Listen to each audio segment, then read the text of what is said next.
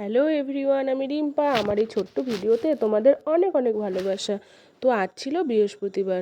তো বৃহস্পতিবারের সকালটা ছেলেকে পড়ানো দিয়েই শুরু করলাম। তো পড়ি ঠড়ি উঠে আজকে বৃহস্পতিবার ছিল, তো ঘর পেতে চলে আসলাম রান্নাঘরে।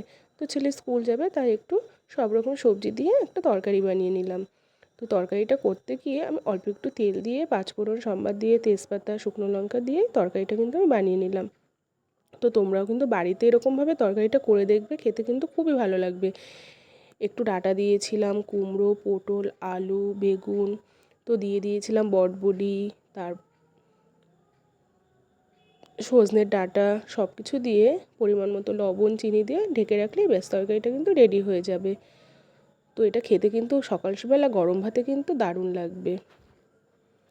তো সকালে রান্না হয়ে গেল, ছেলেকে স্কুলে পাঠিয়ে দিয়ে তো তারপরে উনুনটা ধরিয়ে দিলাম। তো সকালের রান্নাটা যেহেতু গ্যাসে হলো, তো দুপুরের রান্নাটা আমরা উনুনেই করে নেব।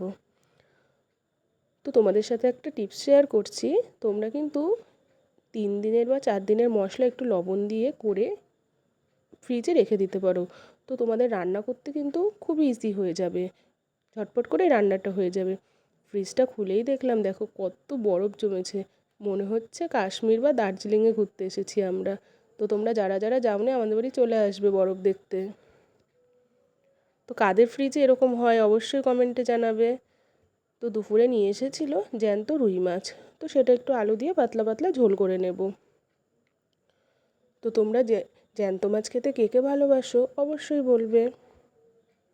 তো আমি যখন রান্না করি না, আমার পাশে 3-4টে বিড়াল কিন্তু ঘোরাঘুরি করে, ভাবে যখন আমি উঠবো একটু মাছ ওরা খেতে পারবে, কিন্তু আমি তো ওখান থেকে উঠি না, আমি তো বসেই থাকি।